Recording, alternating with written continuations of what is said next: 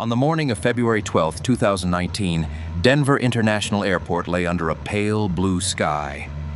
A dusting of overnight snow traced the runways, but the sun was climbing quickly, promising a bright winter day. Inside Concourse B, Gate B-17 buzzed with quiet activity as passengers boarded Sierra Air Flight 702, a regional jet bound for Spokane with an intermediate stop in Boise. The airplane, an Embraer 175 nicknamed High Plains Comet, gleamed as ramp crews loaded baggage and refueled. Captain Laura Chen, a 42-year-old former Air Force instructor, greeted travelers at the door with her signature steady smile. Beside her, First Officer Marcus Green, 29, radiated enthusiasm. Cabin attendants Sandra Miller and Victor Rojas helped parents settle children and stowed coats in overhead bins. 64 passengers filled the cabin. Business travelers tapping laptops, college students on winter break, grandparents headed north to meet new grandchildren. The flight was scheduled for a quick hour and 40 minutes. Weather reports showed moderate winds over Wyoming but clear skies once the jet climbed above 12,000 feet. Dispatch filed a routine route, north-northwest over the Rockies, then west toward Idaho. To the crew, it looked like a textbook morning. At 09:18, Flight 702 pushed back. Taxiing past snowbanks, Chen ran the pre-takeoff checklist while Green confirmed engine parameters. Moments later, the jet accelerated down runway 34R, lifting smoothly into crisp air. From the cabin windows, Denver shrank behind shimmering snowfields. No one could know that within an hour, this ordinary hop would become a defining chapter in American aviation safety. By the time the aircraft leveled at 27,000 feet, sunlight poured across a carpet of white mountains. Passengers relaxed. Some took photos of endless ridges below. In the cockpit, Green monitored climb performance while Chen coordinated with Denver Center. At 09:46, a faint tremor passed through the rudder pedals. Subtle, almost like minor turbulence. Green frowned. "Feel that?" Chen nodded, checked engine indicators, all normal. A few minutes later, the tremor returned, accompanied by a quiet rud trim fault light on the annunciator. They reviewed the quick reference handbook. The checklist suggested cycling the trim switch and noting system pressure. Green complied. The fault disappeared. "Probably just cold soak," Chen said, though her tone carried caution. Unseen by anyone aboard, deep in the tail's vertical stabilizer, a rudder trim actuator was starting to separate where an internal rivet had cracked. Each oscillation of the tab widened the gap. Air traffic controllers watched the radar target glide smoothly west.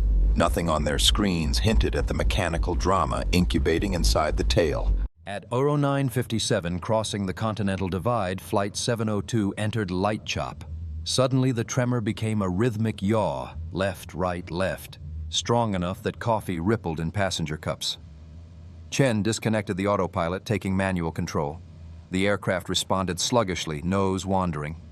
Green radioed, "Denver Center, Sierra 702 experiencing flight control issue, request block altitude 27 to 24.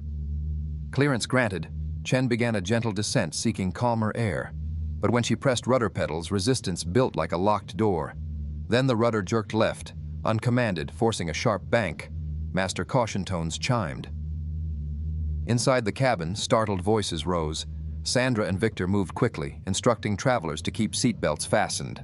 Outside, jagged peaks clawed toward the sky as the aircraft rolled through 40 degrees before Chen caught it with opposite aileron. Controllers suggested Casper, Natrona County Airport, only 35 miles ahead. Chen agreed, steering northwest.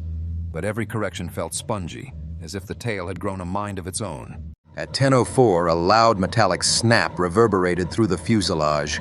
Warning flags illuminated. Rudder limiter, yaw damper, fail. The jet yawed violently, nose dropping. Passengers clutched armrests as overhead bins rattled.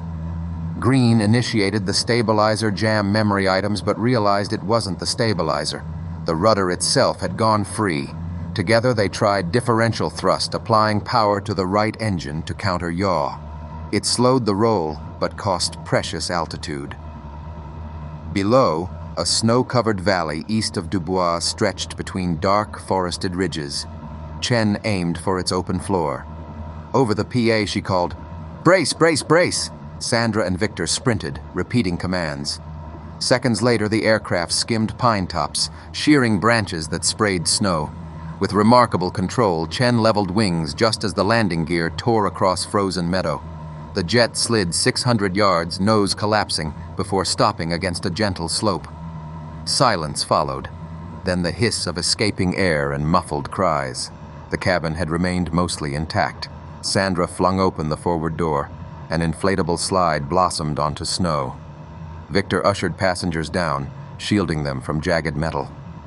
Despite 5 fatalities near the forward galley, 63 people survived, an astonishing outcome amid brutal terrain. In nearby hills, rancher Eli Patterson spotted smoke curling against white slopes. He and his son mounted snowmobiles, reaching the wreck within 20 minutes. They offered blankets, guided the injured to a hay barn, and radioed sheriff deputies. By afternoon, Wyoming Air Guard helicopters airlifted the most seriously hurt to hospitals in Riverton and Jackson. Rescue crews praised the survivors' calm cooperation. Many credited Sandra and Victor for decisive leadership during evacuation. Within 24 hours, the National Transportation Safety Board set up a command post in Casper. Investigators photographed the meadow, plotted debris, and examined the tail. Recovery teams hoisted the damaged actuator from snow. Its interior rivet had sheared, leaving the trim tab flapping freely. Metallurgical testing revealed a subtle manufacturing flaw dating back to 2012. Digging into records, analysts found that Embraer had issued a service bulletin recommending a stronger fastener, but compliance was optional for low-cycle fleets. Sierra Air's jets averaged only 1,200 cycles annually, so the upgrade never occurred. Simulator trials showed that once the actuator separated, full rudder deflection could occur without pilot input. Chen's counter-thrust maneuver likely prevented total loss of control. The NTSB praised the cockpit crew and cabin staff for professionalism and commended the design of the E-175's energy-absorbing seats, which had minimized injuries. The board's final report, released November 2019, cited actuator rivet fatigue as the probable cause, with contributing factors: inadequate service bulletin compliance and the difficulty of detecting internal play during routine inspections. Recommendations included immediate mandatory retrofit of upgraded actuators, enhanced inspection intervals on all rudder trim systems, revised guidance for mountain route alternates. Sierra Air responded swiftly, grounding its fleet for replacement parts, strengthening quality assurance programs, and sponsoring a training fund in memory of those lost. In Dubois, local volunteers placed a simple marker at the meadow edge, in remembrance of the 5 souls who perished here and in gratitude for the 63 who survived. For aviators worldwide, Flight 702 underscored that even a component smaller than a hand can shape destiny. Modern cockpits bristle with technology, but safety rests equally on bolts, rivets, and the vigilance to maintain them. Each February, families gather beside that plaque as sunlight spills over the Absaroka Range. Children of survivors play in the snow while pilots place flowers, quietly honoring colleagues who kept composure when chaos arrived. From above, the meadow appears peaceful, scar stitched across white canvas. The wreck is long gone, yet Flight 702's echo lives on, in improved engineering, sharpened oversight, and in the steady hands of crews who study its lessons.